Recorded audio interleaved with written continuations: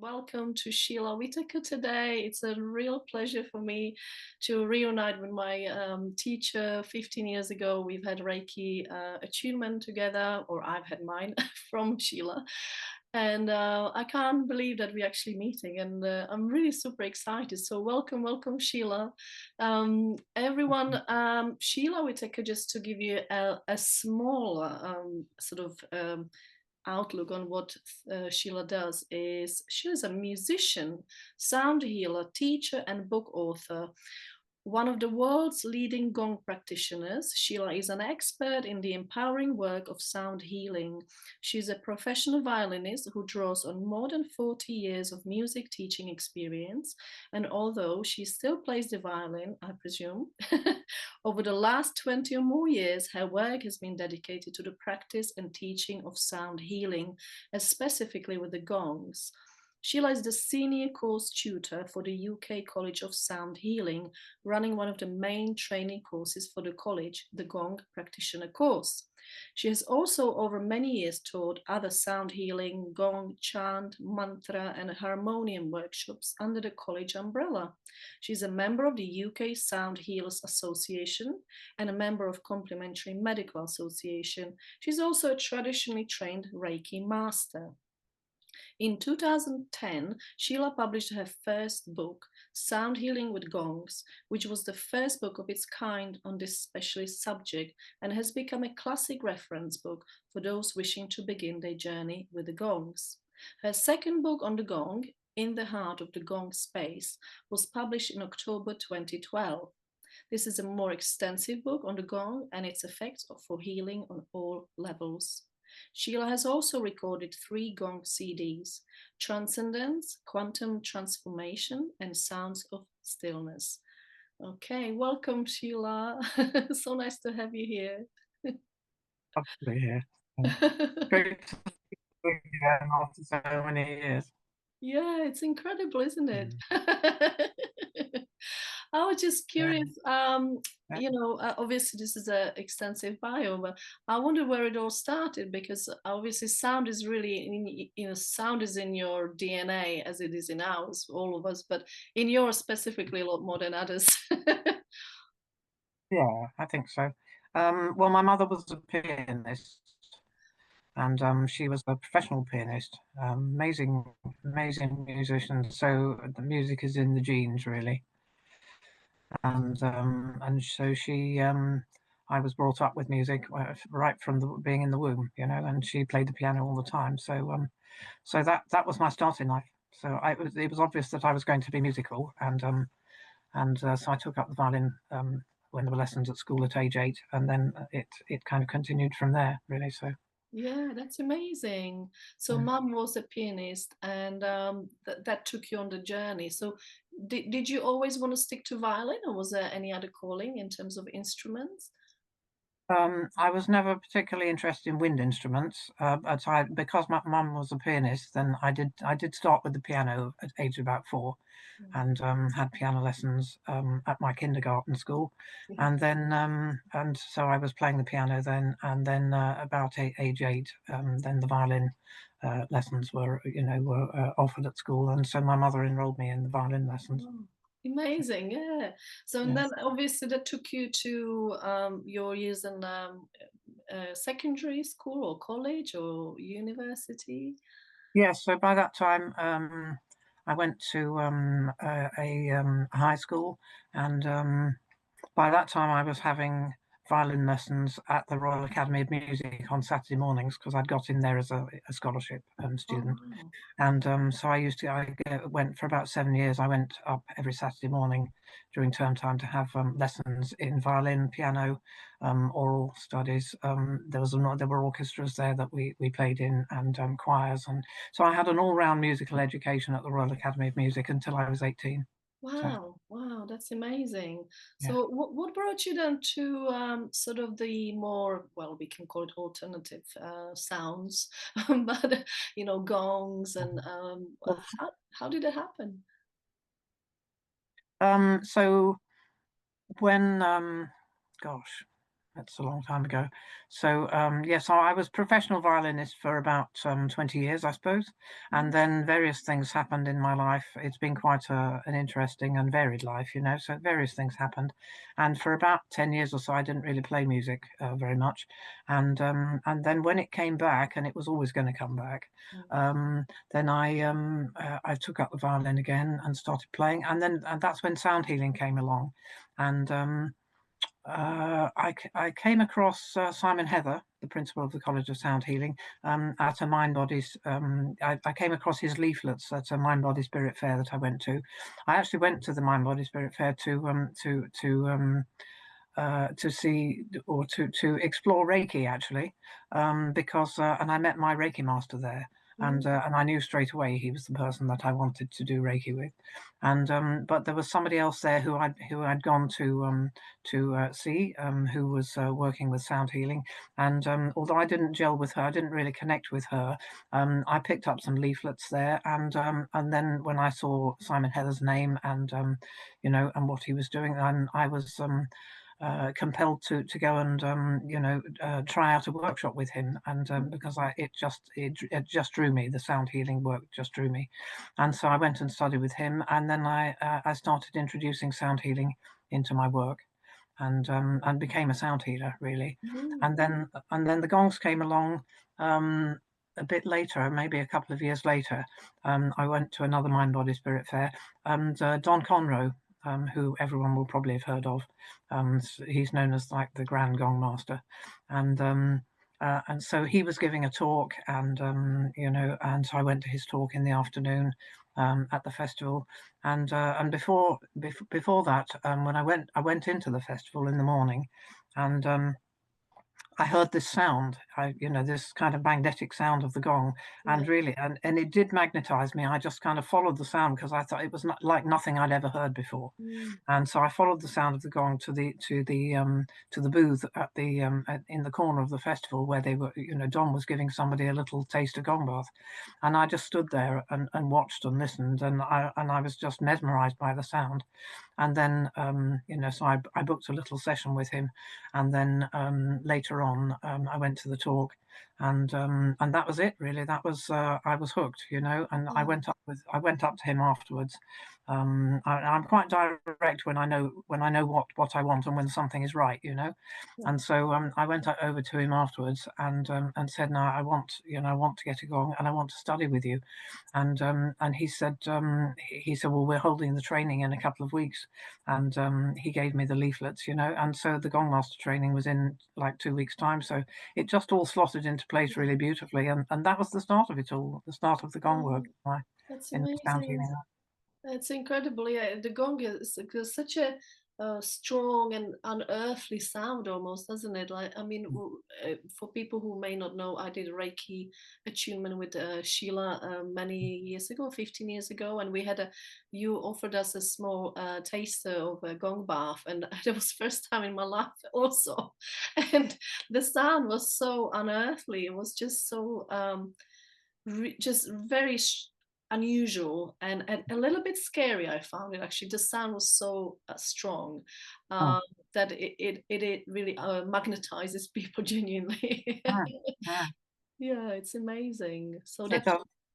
sorry. I was just going to say that it's the gong that first kind of drew me in, at that festival was it was a very large symphonic gong, and made by Paiste, the Paiste company, and who originated the symphonic gongs, and they make symphonic gongs in many different sizes. This was a 38-inch symphonic gong, so it's quite large. Yeah, And it just has a symphonic gong of that size is tuned in such a way that it just has such a huge range of sounds, deep sounds, and the harmonics that build up on top of them. It's just it's just an amazing instrument with its really kind of thick envelope of sounds. it's And so incredible because it's like it looks very simple if you look at it, yeah, but actually it's incredibly complex when it comes it to is. sounds, and Yeah, yeah. it's so multi-layered, isn't it? Yes, it is. Yeah, multi-layered. That's a good term for it. Yeah. Yeah, incredible. So you've Mm. studied with him for for some time, obviously with Forgotten Yeah, the I did the training that first year, and then I think I did one other training as well, and then I just kind of ran with it, you know, ran with the teachings. I was already working as a sound healer, and I added the gongs to my work, you know, to my tools for working, and quickly realized that, you know, I'd found the ultimate sound healing instrument really. So now the gongs are the center of my sound healing work, and everything else kind of satellites around, you know, them. Yes. I think the only thing perhaps comparable in the sound healing world is the voice, because we all have the voice, you know. The voice Mm, for sound healing can be very, very powerful as well. right. And you know, and of course we all have a voice, and so, you know, we have our instrument there with us. So, you know, I encourage people to use the voice, and to sing and tone, you know, in my sound healing sessions as well. Yeah. Oh, that's fantastic. Yeah, I think you can unlock quite a lot of potential in that voice and the vibration in your body, don't you? Yeah, yeah, Yeah. yeah, Yeah. yeah. It's very, very therapeutic, you know, Amazing. using voice singing. Yeah. So you teach at the college, and do you run workshops as well, like at home, or do you just teach in there?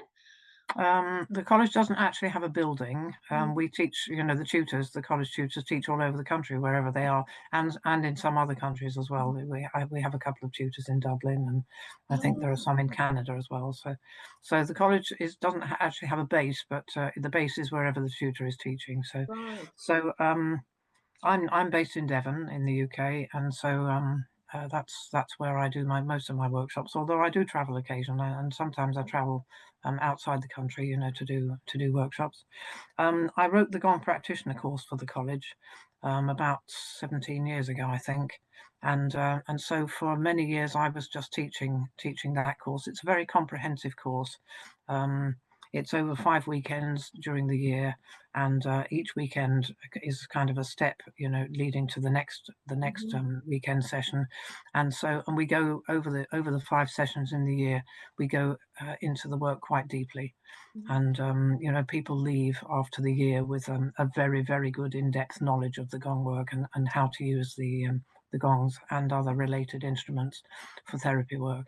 mhm. Um, and so as I say, I wrote that course for the college many years ago, and for some years I was the only person teaching it, and it became very, very busy, and we were, apart from the gong master training which I did with Don, we were the second training. We were the only training running for maybe probably about 10 years alongside that. So you know, it's very well established, and so but it became so popular that eventually I was forced to train other people, you know, to take some of the workload off me, because you know, I was having to teach more than, you know, sometimes 3 courses in a year, you know, because Wow, there was so much demand. that's a lot. So it became very popular, you know, and so so I've trained other people now to teach the course. We have now a little department at the college of 12 gong tutors, which is lovely.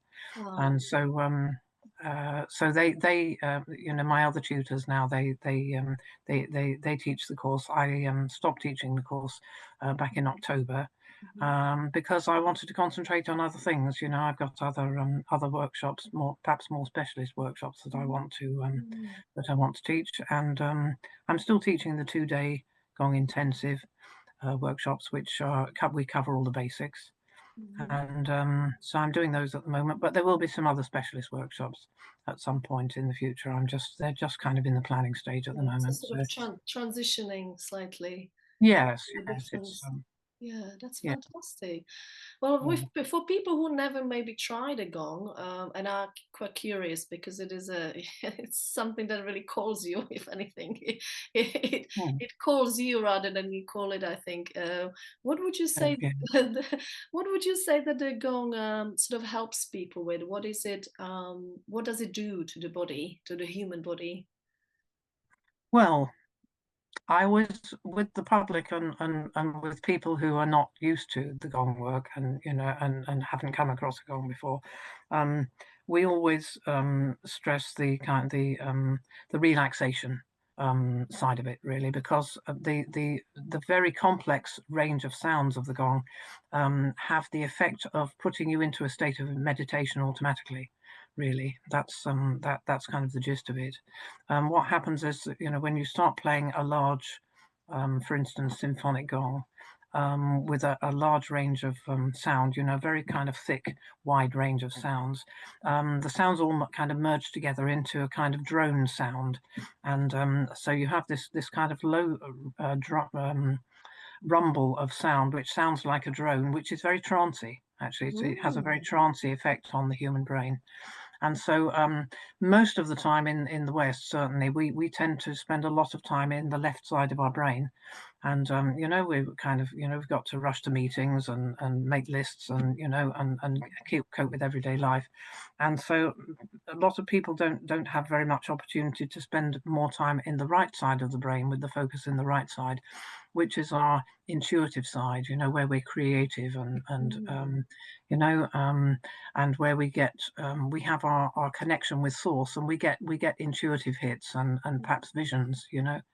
and so for some people it can be a real eye opener, Mm. to find themselves kind of being drawn into that right brain state, which is what happens when we go into a state of meditation. The right brain, the brain waves slow down. We Mm. have slower brain waves being produced in the brain, and it puts us into a state of meditation automatically. And that's what the gong does, really. The sounds of the gong help to shut down the left side of the brain and put you into a state of meditation automatically. And Mm. then, people find themselves in a very, very calm state of relaxation, and some people have visions.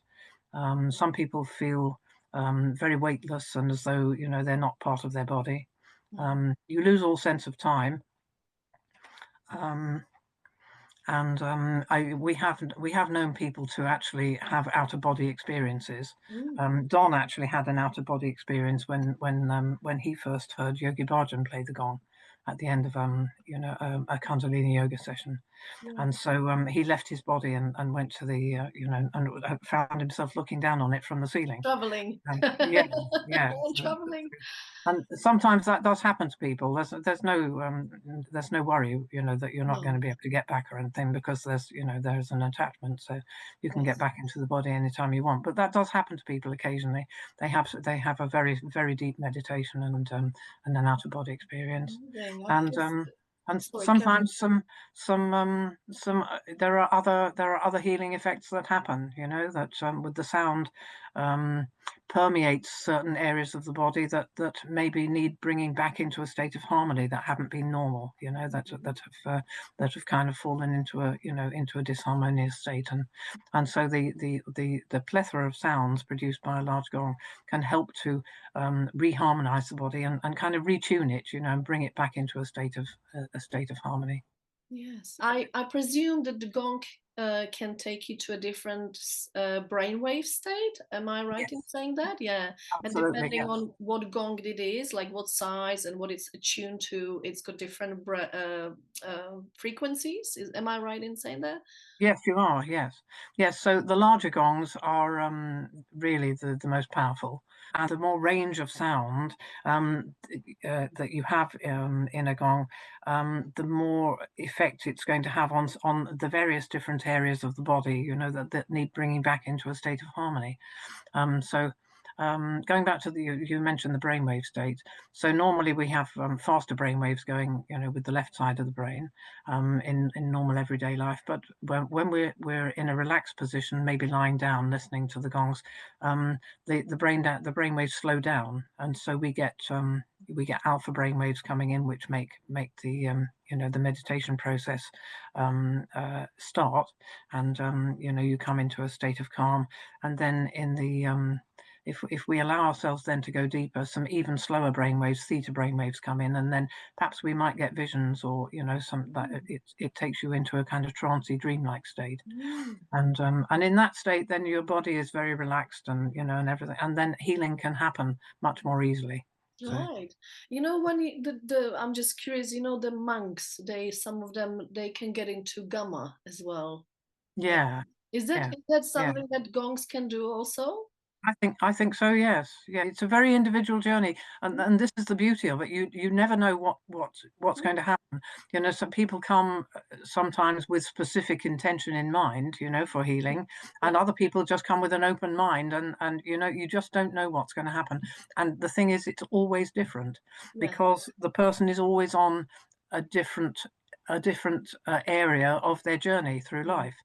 And yes. so they don't need the same things all the time, you know, because we're adjusting and things are changing all the time, aren't they? There are Mm, shifts all the time mm, on our path, you know. mm, So it's always different. yes. It's that's what makes it so unique, really. Yeah. Amazing. You know, some of the gongs I remember vaguely. Some of them are attuned to different planetary bodies. Would you mind Yeah. elaborating on it a little bit? It's really fascinating. Yes. Okay. The planet gongs were invented by the Paiste company. That's where the first planetary gongs came in. And they were based on the symphonic gong, the same design as the symphonic gong. And it was Jens Saigar, who is a German gong master who's quite well known in the gong world for some years, does a lot of teaching and traveling around, you know, doing workshops. He collaborated with Paiste in the 1990s to produce a range of planetary gongs, so that therapists could work with their clients using sort of more of an astrological basis. And Mm, so they took the work of mathematician Hans Gusto.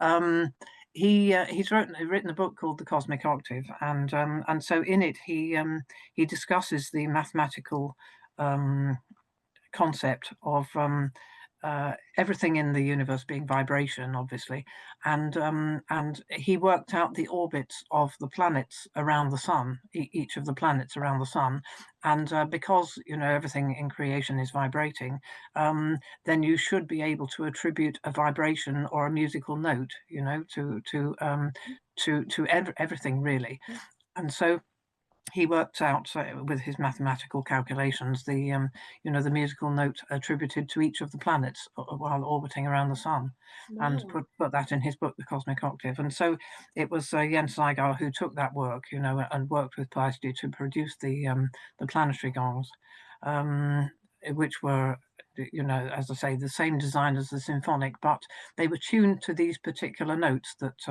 Hans Cousteau had you know, Mhm. had discovered and published. So that's that's kind of the gist of the Just, planetary yeah. gongs. You know, that they are tuned to these specific notes Mm. of the And orbits. do you work with those gongs too? Yes, they're not my main instruments. The symphonic gongs are what you know, everything else for me, satellites around the symphonic, a large symphonic gong.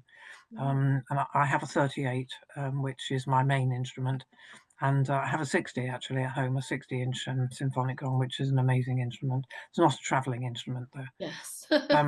But I do have some planetary gongs, which are my additional gongs as well. So, Yes. but I know that there are some people who like to work just with the planetary gongs. But for me, because they're tuned to a specific note, they are actually forced into a tuning.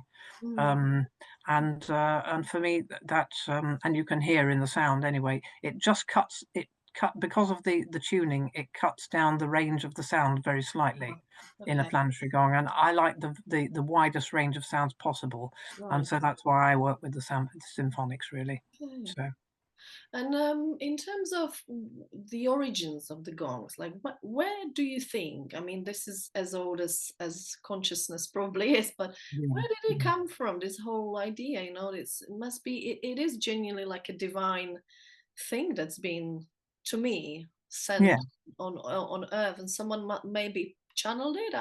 Do you know much about the really like the where the thread started? Well, I think that the research is ongoing at the moment, and our colleague Mitch Noor in the USA is very much into the research from that point of view of the early days of the gongs. But the understanding at the moment is that probably maybe 4 to 5 thousand years ago, in the land that is now Iraq and Iran in the Middle East, in Sumeria, as it was then Mesopotamia. We think that that the gong originated in that area, And who knows really? There's a story that Don always told about the nomadic people there building bread ovens and setting fires in the bread oven, and to cook the bread, and then minerals, as the fires got bigger and hotter, minerals started to drip out of the stones that the bread oven was constructed from, and formed a pool of molten metal in the bottom of the bread oven. And then, of course, when it solidified, when it was cold, then maybe they priced it up, and maybe banged it with a stick, and maybe it made an interesting sound, Mhm. and so that's a story that has been told, for many years. But that's just surmise, really. We don't know. Yeah. We don't really know the true origins of the gong, but Mm. that's just one possibility, really.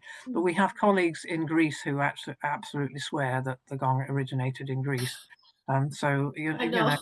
but My they've been found all over the world. So Yeah, we exactly. It's like where the hummus comes from. It's yeah yeah my mother's Greek, so I understand. yeah yeah. But yeah, that is so interesting because even the Vedic, I'm an Ayurvedic practitioner as well. So the Vedic texts talk about the primordial sound, obviously. So it's all sound. Everything is the origin is sound, really. In its Yeah, essence, we are more than anything our sound. I feel or I think. What do you think? it's the basis of everything. Sound is the basis of everything because everything is vibrating, Mm, and so at different rates. And so there isn't actually, when you actually go into it, there isn't actually any solid matter. It's just um, matter vibrating at different rates. And so that leads to things like that we see, like desks and tables, and yes. and ourselves, that we're just vibrating at different rates. So Mm, so it is the basis of everything, really. The fact that everything is actually sound. that's Yeah. incredible. Yeah, if we Mm. if we kind of go down that rabbit hole, like nothing is really solid. Everything is a vibration. There's Mhm. now the sort of we going into that AI age and the theory of us being a simple projection, which is in theory possible. I wonder what that makes you. What do you think of those sort of new assumptions now about how we actually what reality is and how sound comes to that? Um, hmm, Interesting. I'm not into AI, really. No, me neither. Um, Although I was introduced to Chat GPT a couple of months ago. It is useful for something, It's translation, useful. for Yeah, it's instance. useful. Yeah. But yes, I think I've heard it said that we are just holograms, really. Yes, that's right. That it's, the thing like a hologram, and um, and when you think that as human beings, we exist in a small dimension, this third dimension, Yeah. and but there are other dimensions, and I'm told that it's infinite. Yeah. And so, and we see only in a very small window, Yes. whereas there is a huge amount of other things going on in the space around us that we can't see because we're only present and able to focus and understand in this particular small dimension. We see in a very small window, and in the same thing we hear in a very small window. Yes. We don't hear much higher or lower sounds that are going on around us. Whereas, for instance, cats and dogs, they can hear in a much wider, larger spectrum than we can. And so, it's quite interesting sometimes seeing their reactions to things Mhm. that we're not aware of in the space, but they certainly are. Yeah, So yeah. I certainly had that with my cat one time, with and she conveyed to me that there was somebody else in the space that she wasn't used to, and and I couldn't see. I knew who it was, but I couldn't see them. But she knew, she was like, "Mum, there's somebody else here," and I said, Mm. it's okay," but she was very aware, and that's just a one brief example Yeah, of absolutely. of Animals animal. are incredible like that. They can really Yeah, sense a lot more than we do. Now, I wonder yeah. how that sort of plays out with the sound. If we are a simple, just a projection, then the sound perhaps holds. the frequency we're in a way, doesn't it? I would assume. I think so. I Yeah. think it's important to be tuned in to your own harmonious kind of center and space. And if we're not, then it means, for me, it means that we've become out of tune, you know. As a musician, obviously, you know, I play the violin. I have to tune my violin to make sure it's in tune with everybody else that's playing. And it's the same with the body, you know. We need to be in tune, and sometimes things kind of, you know, if we're not eating the right food, or if we, you know, we have some bad habits, or just, you know, if our immune system doesn't work so well one day, and, you know, and we get a bug or something, then we need to come back, you know, from being ill, or, you know, diseased, and be retuned and come back into our sort of you know, our Harmony. natural, normal, healthy, centered space. So, and for me, sound does it, Mm. because, you know, if we're all energy and sound, then we're going to be able to find some harmonious sounds that are going to be able to retune us, to entrain the parts of our body and the parts of our being that are no longer, you know, that have started, you know, being kind of Out off of tune or tune. out of tune. Yeah, Would you say that every individual has got their own individual, like a sound within them that is their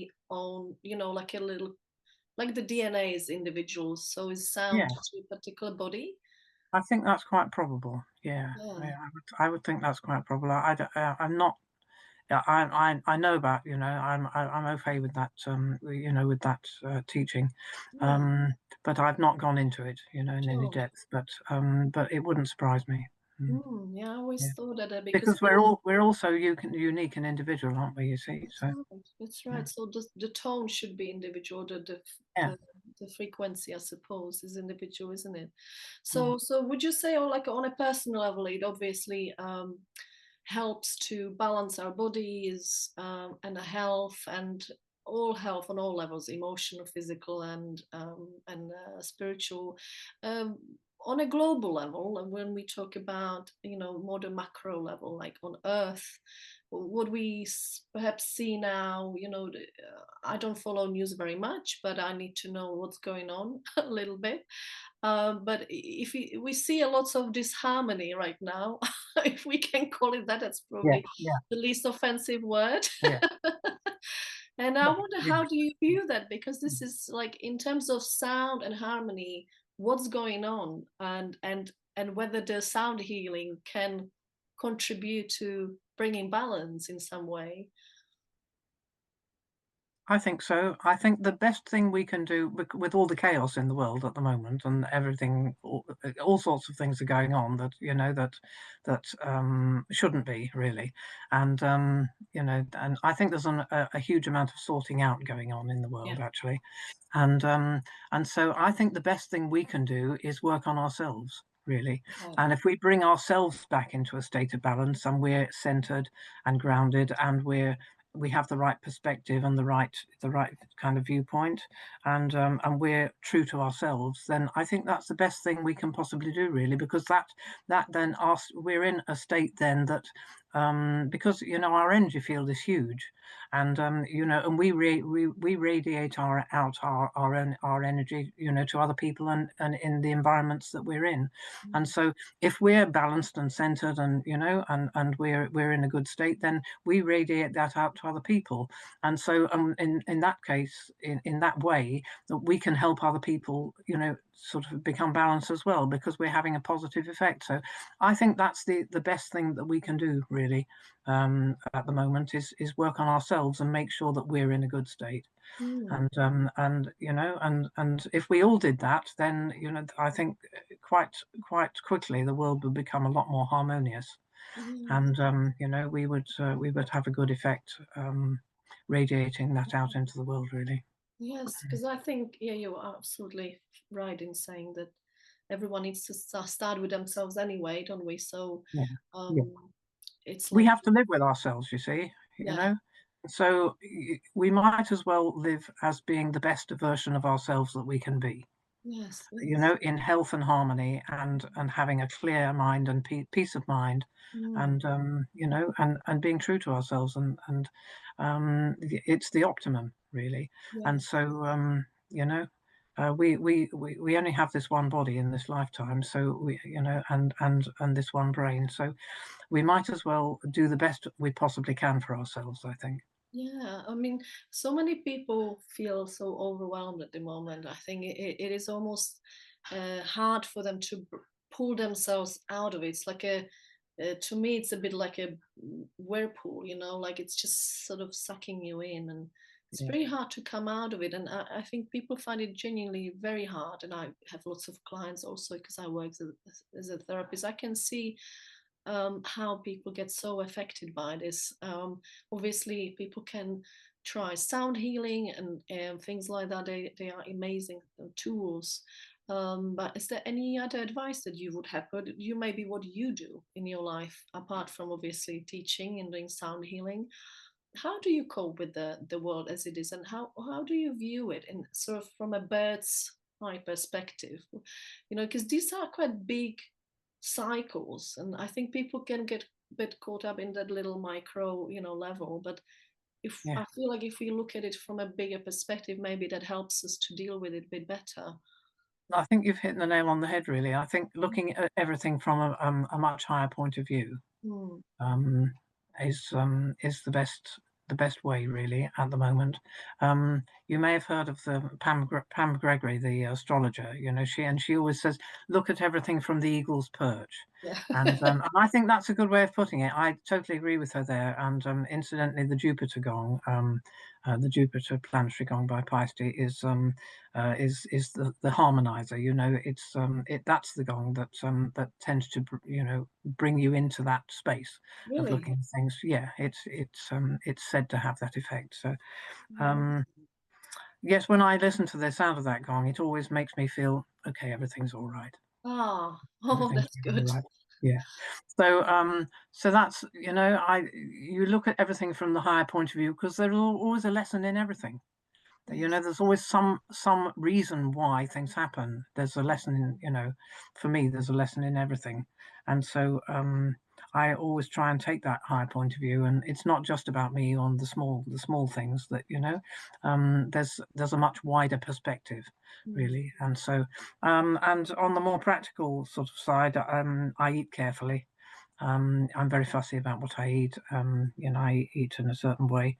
I am veggie, but I do eat fish now, Mm. and so, and I eat vegetables, and you know, and I eat very healthily, organic and stuff, and so that I know that I'm putting good things in the body, and so that the body has got the optimum um, possibility, you know, of being healthy and fit. And I take certain supplements, and I exercise. I swim 3 times a week, Oh, first thing in the wow. morning. Amazing. So yeah, I do a mile a week, which is nice. So Oh, you know, and that keeps me fit. So you know, and I love walking. So I try and do all the things that are good, you know, that are good for the body. yes, yes. And at this time, so you know, I just will. just just to give that it just gives you a heads up, really, you know. Does, Yeah. doesn't it? I Mm. feel like people really missing a bit of the grounding and spending time in nature, really, just Yeah. to bring themselves back to the earth rather than staying in that, you know, mind whirlpool. Um, Yes, sort of I agree. spins them around. Yeah, this is such a great advice. You know, you're so down to earth. I love it because you're dealing with planetary energies and frequencies, and at the same time, you know, you really very grounded, and I think that's just such a balanced state But of being. you've got to have that balance, because you can't be off in the clouds all the time. You know, it's nice Yeah. to be all spacey and in a trance with the gongs and stuff, but you have got to be.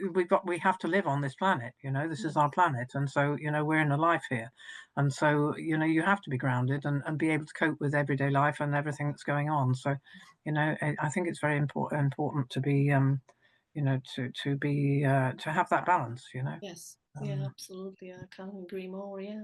I wanted mm. to ask you because you said you're sort of slightly transitioning from the teaching at the college.